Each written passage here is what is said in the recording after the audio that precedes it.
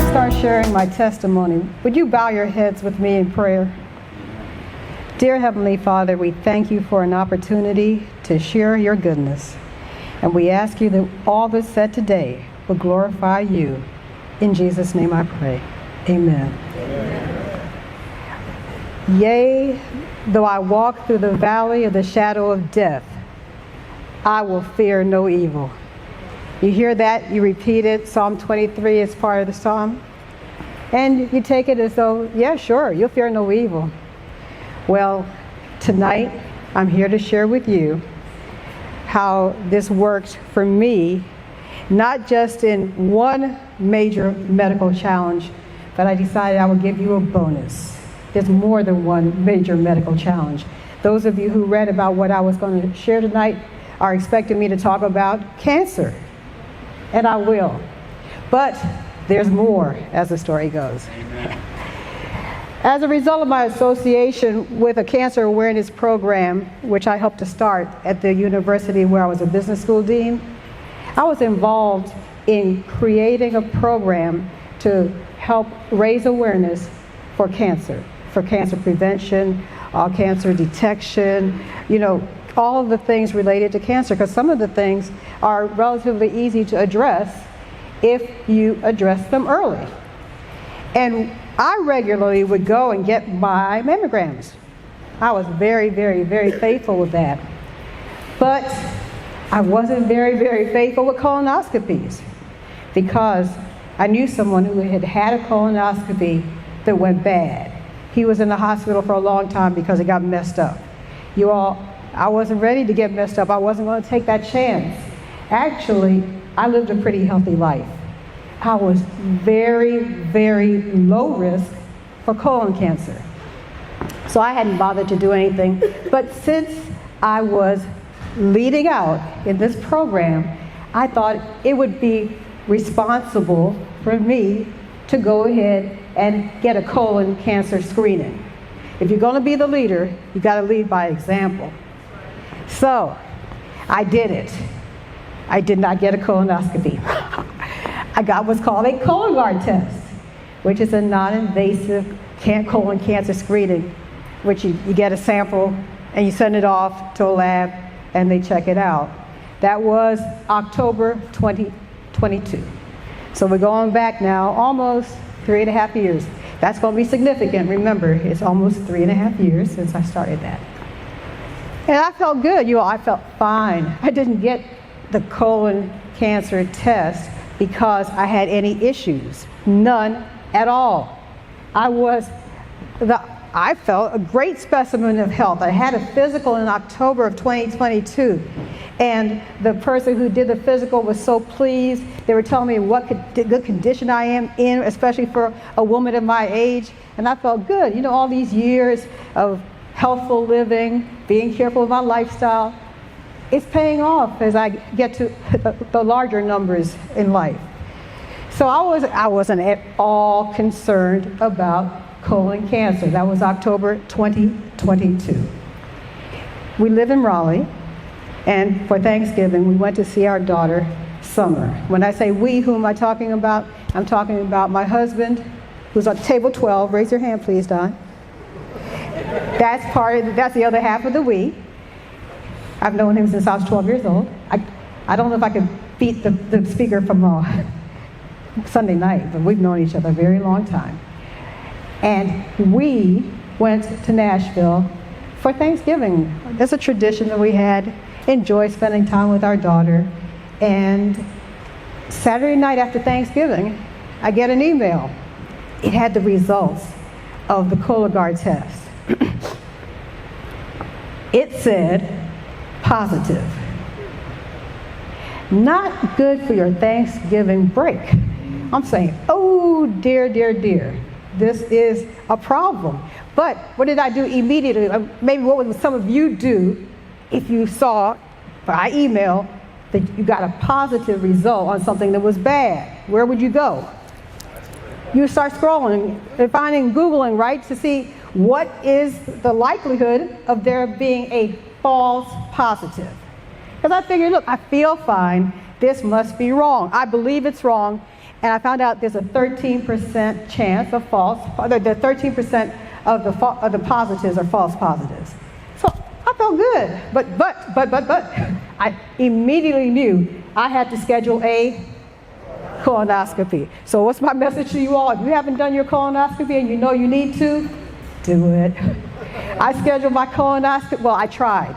You all, let me let you in on a secret. It's not that easy to get appointments quickly for major medical issues like CT scans, colonoscopies. So I called, I'm coming home thinking I get a colonoscopy soon because I just got a positive for colon cancer. They told me January. And I said, I was joking. Yeah, but I might be dead by then. Didn't matter. My appointment was still January 10th. So I went through the rest of November, December, and early January, still feeling fine. I've never had a colonoscopy before, but my process was pretty simple. My husband, he did what he was supposed to do, so he's had his, and I could figure out from him how the process goes, and it was not an issue for me at all. So those of you who haven't gotten your colonoscopy but know you need to, it's better than it used to be, I think. I have no issues at all. So we go in, he's there by my side, I'm feeling very comfortable. Early in the morning, they do what they have to do. I come back out, he's there. The GI came, gastroenterologist came to talk to us. Okay, now let me get you, if you don't know much about colon cancer and colonoscopies, I'm not a medical expert, but I can tell you that if they find polyps, right, while they're doing the colonoscopy, a lot of times they'll just take care of that. So even if they found something, they could have taken care of it theoretically, depending on what they found. Well, the doctor said to me and my husband that I had colon cancer. That totally, I'm floored, because I was very healthy my whole life. I never had any medical issues. And now he's telling me I have colon cancer. He didn't say, well, we'll wait a few weeks to check that. No, he said, you have colon cancer. I said, okay. So that was rough. Immediately, I started texting people. I'm a big texter, and I figured I'm not very secretive. I don't like my friends to say to me, why didn't you tell me? My friends and family. So I started telling people, this is the deal. I had a colonoscopy. They say I have colon cancer. I think from what my friends and family told me, that was a shock to get a text like that. Basically, you start, I didn't go with the hi, how are you doing? It was just basically, boom, this is where it is. This is not something we were used to. What are the next steps? Now that you have colon cancer, obviously the next step would have to be to find a way to deal with this, to get rid of it. So I have a friend, a very close friend, who's an oncologist.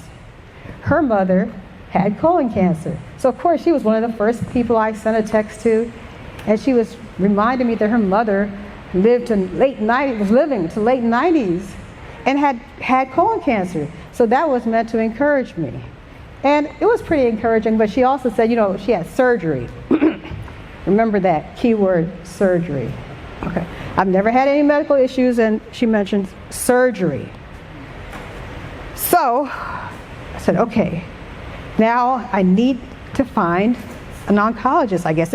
It's really confusing in the early stages. I was stunned, devastated, overwhelmed. Any word that fits in that category, traumatized, that's where I was.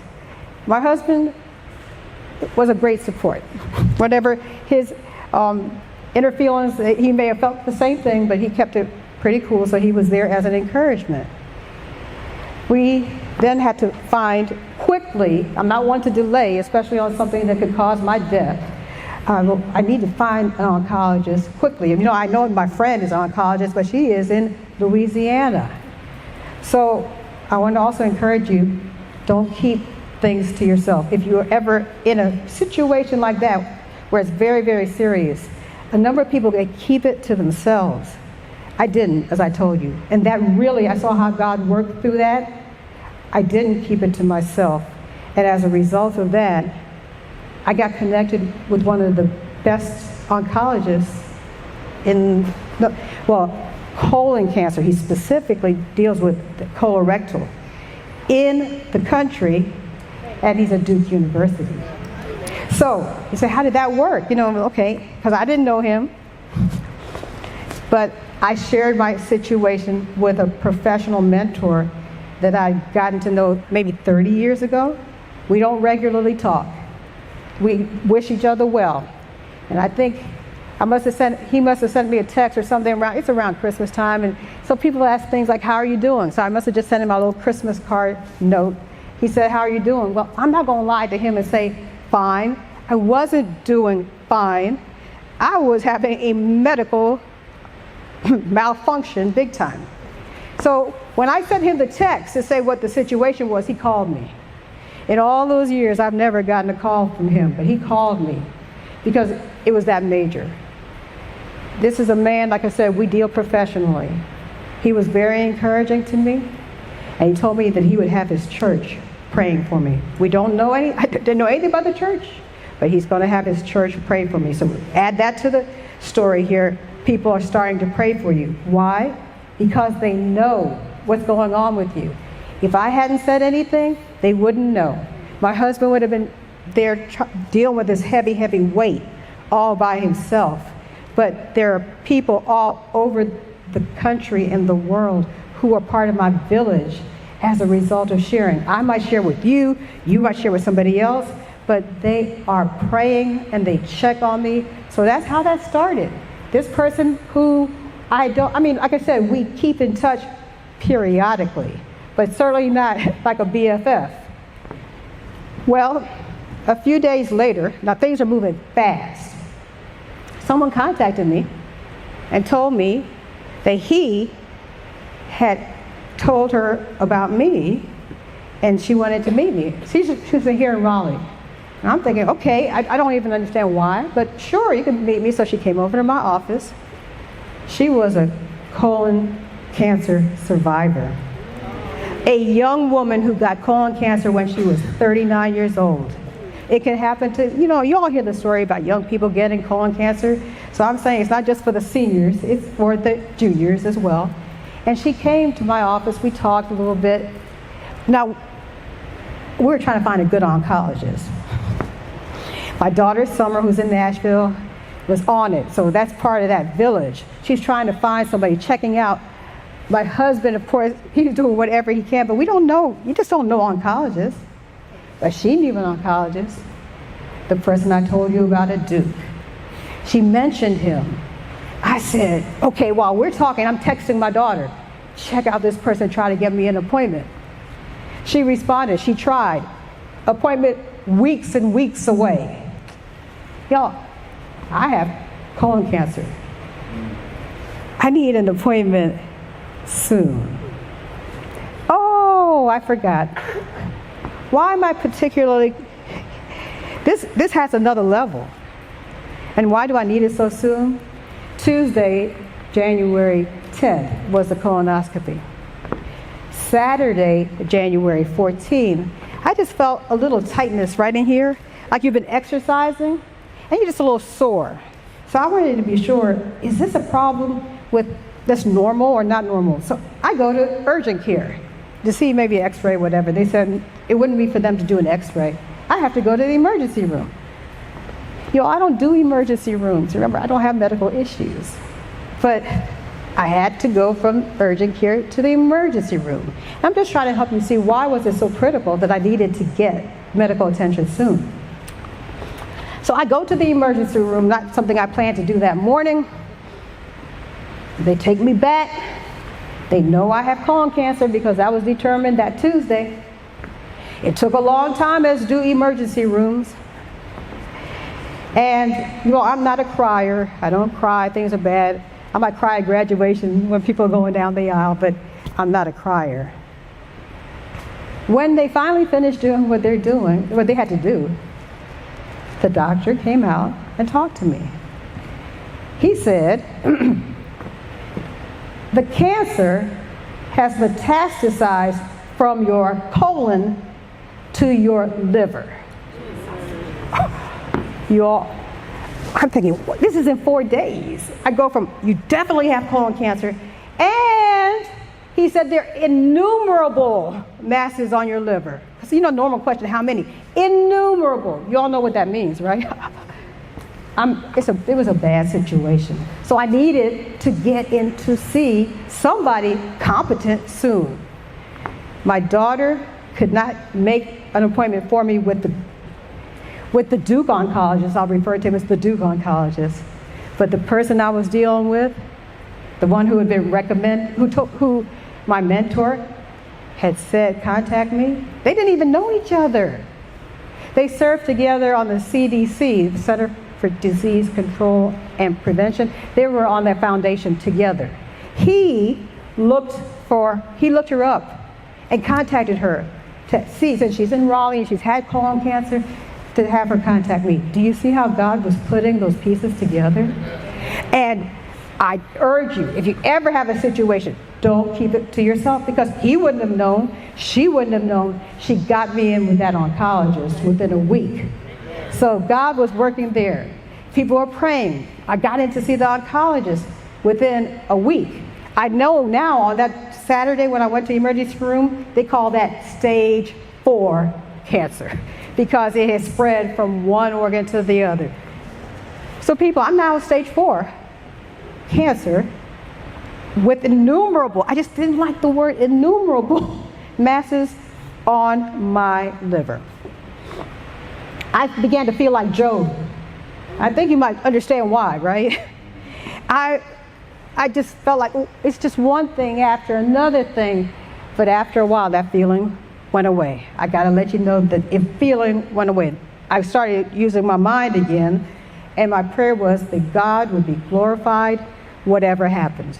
Because I've been trusting God all my life.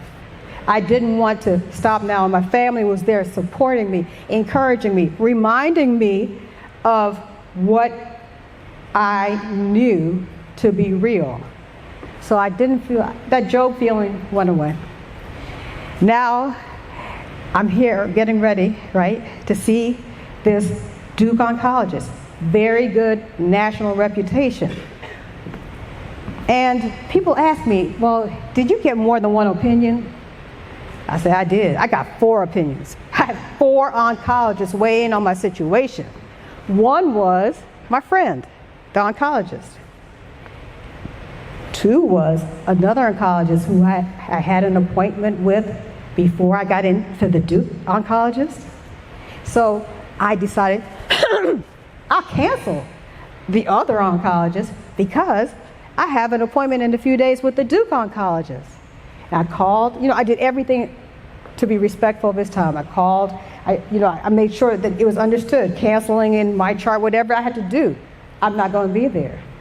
Well, our daughter flew in from Nashville, and she was there to support her mother.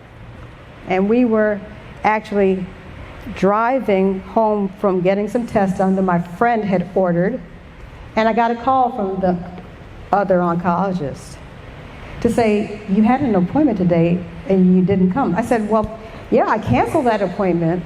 I got an appointment with another oncologist, but I did do my part. So I figured that was the end of that. But it wasn't the end of that. And every time I tell this story, I feel I have to tell this part. If I miss this part, I feel I missed a major praise to God. Because you all who have dealt with doctors before, I think you know that they do their job, most of them. They're capable, they're competent, but they do their job in their office. That night, I got a call from the oncologist who I was the no-show for. He called me personally. I didn't know him. He didn't get paid for the visit because I didn't go. And he said to me, and I'll never forget what he said, so I just want you to know. Thank you. Appreciate it. Can you take the top?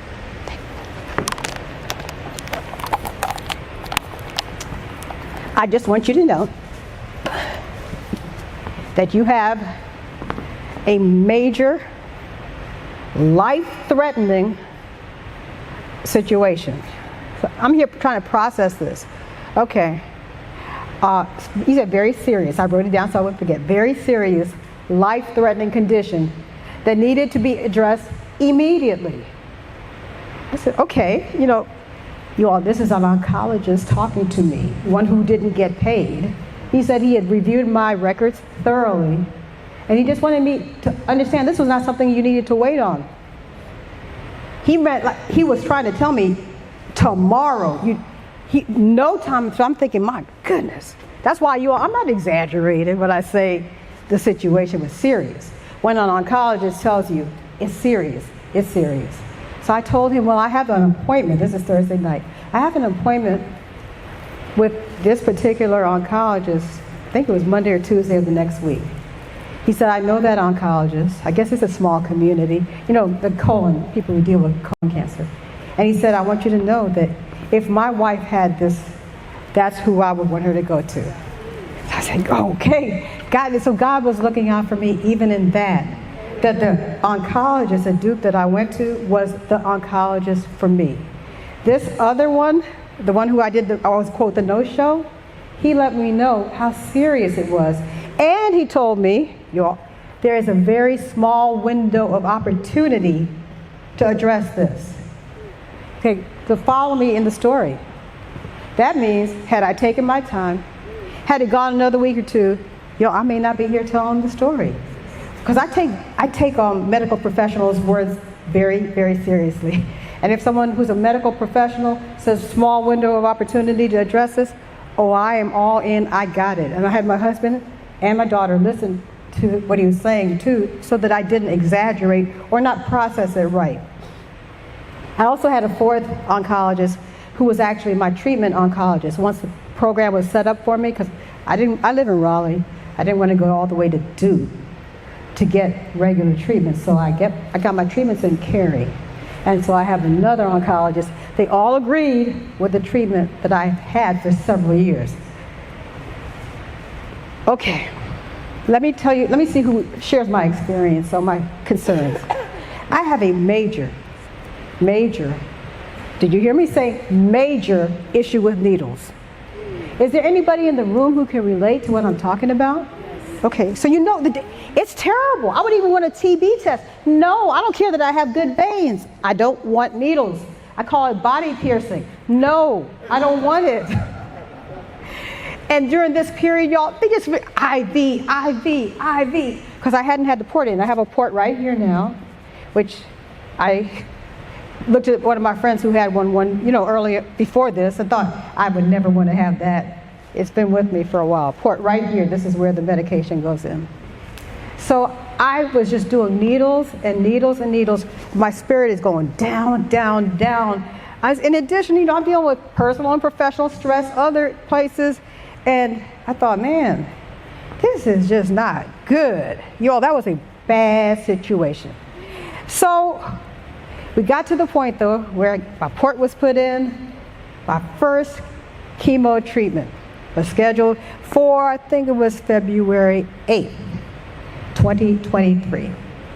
I went in, they did what they had to do. I was fine. I thought, okay, it wasn't fun, but it wasn't bad. I didn't get sick. No nausea, diarrhea, constipation, the things that are associated with chemo. I was good. Well, by that Sunday, I was feeling very weak. I was sitting at the counter in the kitchen, and evidently, I fainted. So evidently, when I opened my eyes, my husband's calling 911. I'm saying, no, I don't want ambulance, just skip it. He didn't listen to me. And next thing I know, you have the fire trucks coming and the paramedics. And I'm saying, oh, my life is getting worse. And they come in, and of course, they figure someone fainting is serious, someone fainting who has cancer is serious. So they took my blood pressure, and I am a numbers person. You heard that earlier, right? So I listened to facts. And when they gave me my blood pressure, I said, oh, it is kind of low. And they suggested that I go to the emergency room.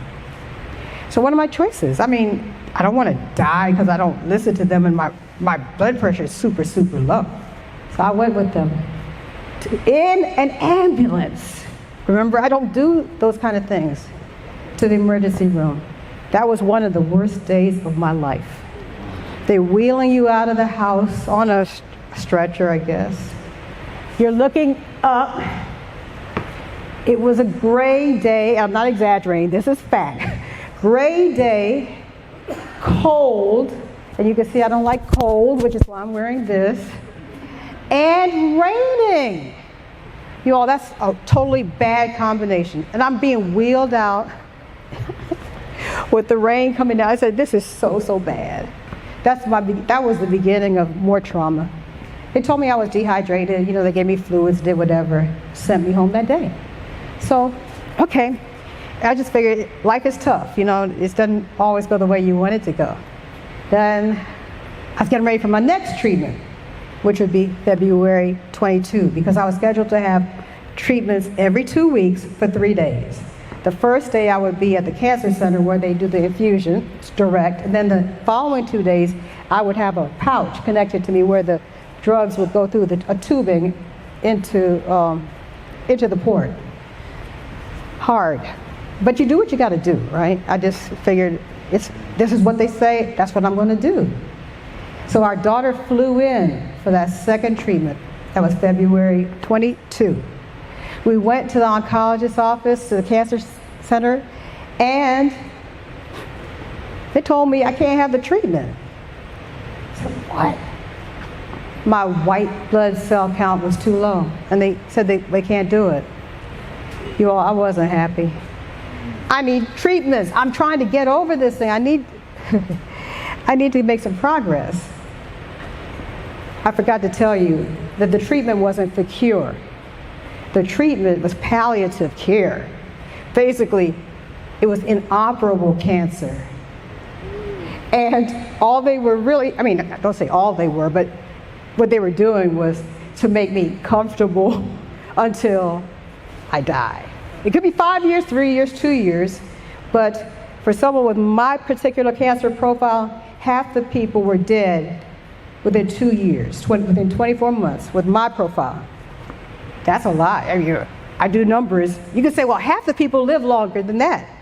But I don't plan on the best. I'm looking at, I could be gone soon. So a lot's going on. I do want the treatments. Well, they wouldn't do the treatment. They sent me home because my white blood cell was so low, and I was supposed to come back to get shots to get it up. And I was in a bad frame of mind. It was going down, down, down. That was my Job downtime. And I said, okay. You know, my family, they try to encourage me. And I made a decision then that I served God all my life. And that wasn't time to lose faith, because I was in a bad situation. That was not time to lose faith in God, who I served all my life. That made a difference in what happened, in how I dealt with what happened next. The oncologist has said if your temperature reaches 100.5, you need to go to the emergency room. Okay. Well, and I neglected to tell you all, I have a genetic mutation that required that they reduce the amount of the drug to 70%. If they had given me 100%, I also probably wouldn't be here to tell you the testimony, because they would have knocked me out. It would have been too much for me. So they had reduced it. My treatment was 70%. And as it turned out, that was still too much for me. My temperature did reach 105. My family made a decision. We need to go. Where do you go, y'all? Emergency room. So I'm back to emergency room again. I don't like, my whole life I didn't do emergency rooms, and now within a few weeks I'm at the emergency room more than once. Well, they admitted me. Okay. And I stayed there for 6 days. My friend, who's an oncologist, flew in from Louisiana. She didn't ask me, can I come?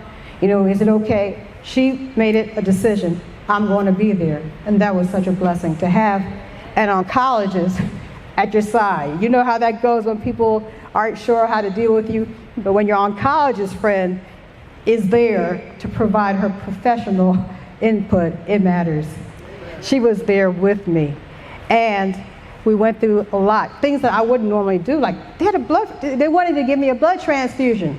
I say, no, I don't want a blood transfusion. I don't want anybody else's blood in me. I had a blood transfusion. Whatever she said to do, I did it. And I saw how God worked with the people he put in my life. I call them human angels. These human angels, different people, different roles, but they've been there for me through the journey for the last 3+ years. So I'm going to fast forward. Okay, I've been going through treatments, okay, every 2 weeks. Also, I had 74 cycles of chemo. Throughout the whole time, basically I dealt like this. I was, quote, normal. Most people who knew me wouldn't have guessed, or if you meet me, you wouldn't think, this woman is diagnosed with terminal cancer. And I never had that feeling. I really actually felt healthy. No nausea, diarrhea, constipation, got extremely weak. I continued my role the first semester.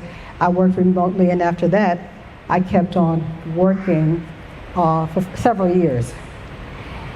But there came a time when I had to make some changes, okay? God said to me that it was time. You trust in the Lord and lean not to your own understanding. Well, January 2025, I quit my job with no other job, which is normal. That's not considered rational, but that's what I felt impressed to do. So I have never felt less stressed in my life.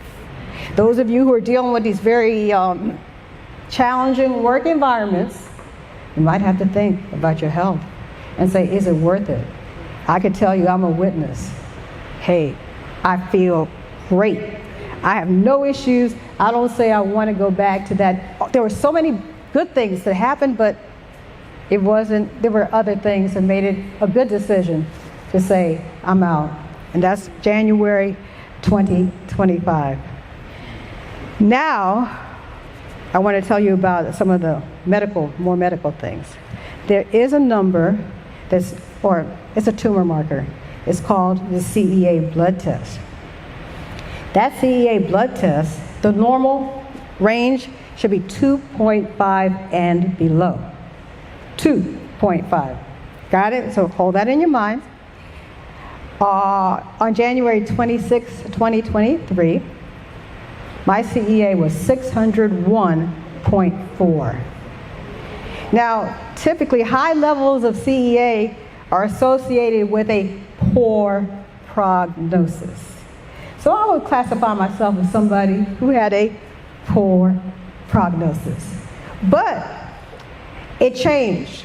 I was hoping that, you hear these stories about people who they have cancer, and then they go in, and then there's no sign of cancer. So initially I thought, well, that might be me. And I went in, there was still sign of cancer, it got worse. My CEA within less than 2 weeks went up to 1,311. Oh man, those are some high numbers. Well, what's the good news? 2 weeks ago, it was 145.5.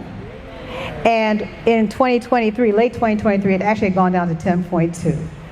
So God was in control even in that. If I just think about what would have happened if I delayed getting the testing. Okay, that's cancer. Let's move to spring break.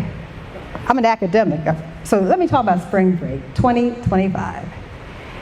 I just finished doing a 5K in the neighborhood because we used to do 5Ks, cancer awareness 5Ks every March. So my husband and I, even though I wasn't working at the university and they hadn't done it that year, because I usually would be the one to spearhead it, we did it in our neighborhood.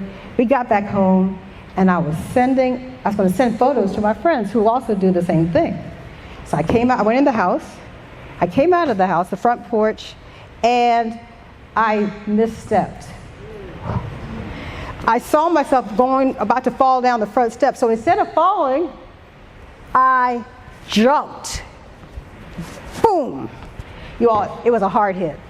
A really, really, really hard hit. I couldn't move. Neighbors came over. They saw me sitting out. I mean, I couldn't move. They came over, had to help my husband get me into the car. We went to the emergency room. Again, you know, what is this? My pain level was a 10 on a scale of 1 to 10. You all, I have had 2 babies, natural childbirth. And what I experienced, that was no comparison. When they took me up to put me on the table to do the x-ray, I screamed. And I'm not a screamer. It was so bad. Well, I guess, does it get worse? Yeah, it does. I learned then, this is the bonus. Remember I told you it's not going to just be cancer? This is the plus. This is cancer plus. I crushed my tibial plateau. They said I shattered it in several places. So, some of you don't even know what I'm talking about, so I'm going to read it to you. A tibial plateau fracture occurs at the upper part of the tibia, the shin bone, where it meets the femur, thigh bone, to form the knee joint. This type of fracture can range from minor crack, mine wasn't minor, to severe breaks that shatter the bone and damage the surrounding cartilage. It's commonly caused by high impact injuries, which mine was, okay, such as falls from heights or car accidents. Well, I met with the surgeon. Okay, they told me I was going to have surgery. Oh, y'all, I have stage 4 colon cancer. Now I have to have surgery. I met with the surgeon, and he let me know that it was a pretty severe break, and that my knee alignment was out. Okay, I don't even look at the x-rays, y'all. It's that bad. My husband had to be there to interpret for me. Then he told me if I didn't have surgery, I wouldn't walk again. Well, y'all, is that a hard decision or not? Okay, surgery it is. And then he told me I would have to have a bone graft using donor bone due to the amount needed, and a metal plate would be put in. Yo, I'm almost fainting from just thinking about it. He also said that I would need to be non-weight bearing on that leg, which is this one, for 10 weeks after surgery. So no weight on this leg for 10 weeks. So I had emergency surgery. My oncologist was really opposed, because before you have surgery, when you're taking chemo, you should wait 6 weeks.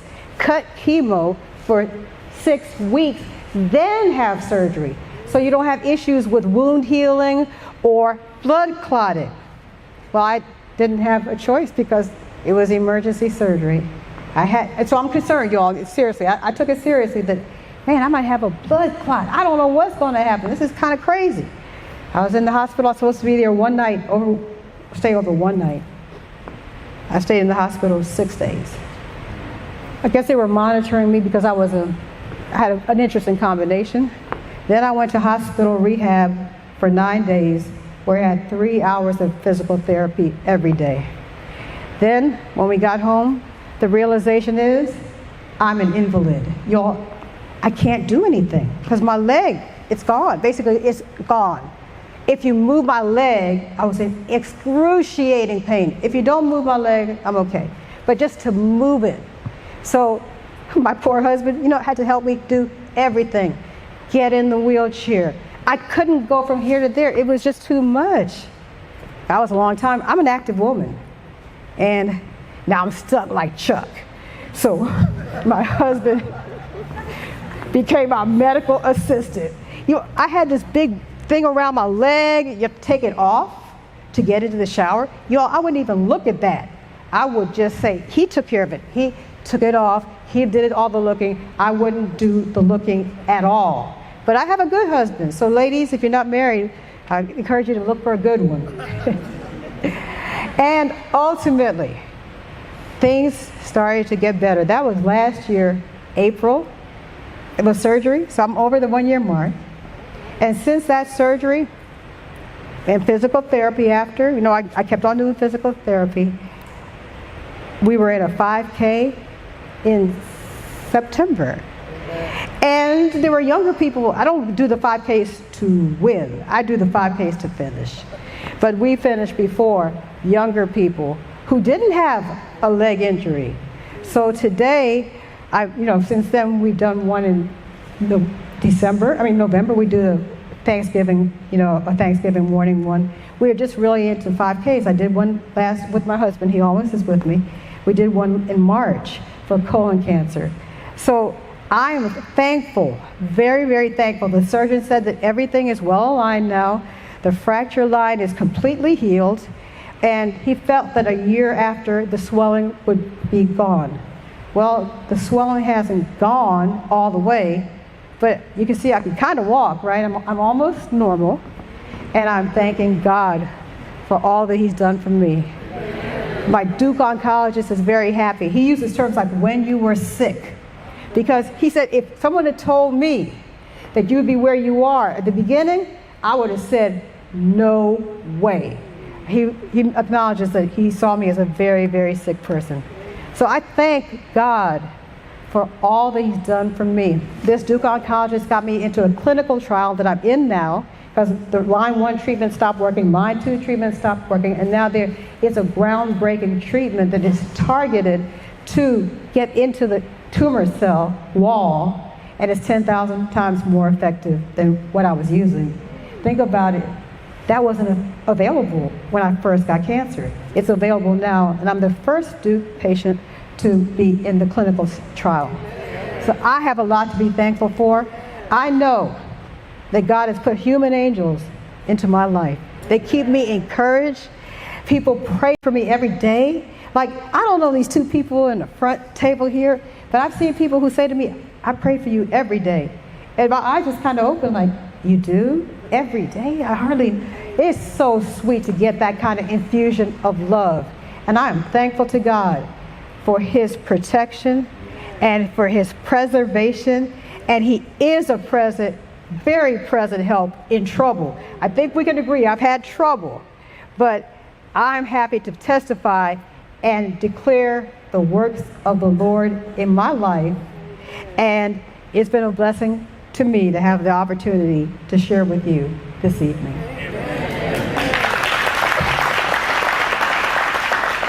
There are some questions. I guess you'll see the questions on the screen soon. And I hope you have a good time for the discussion.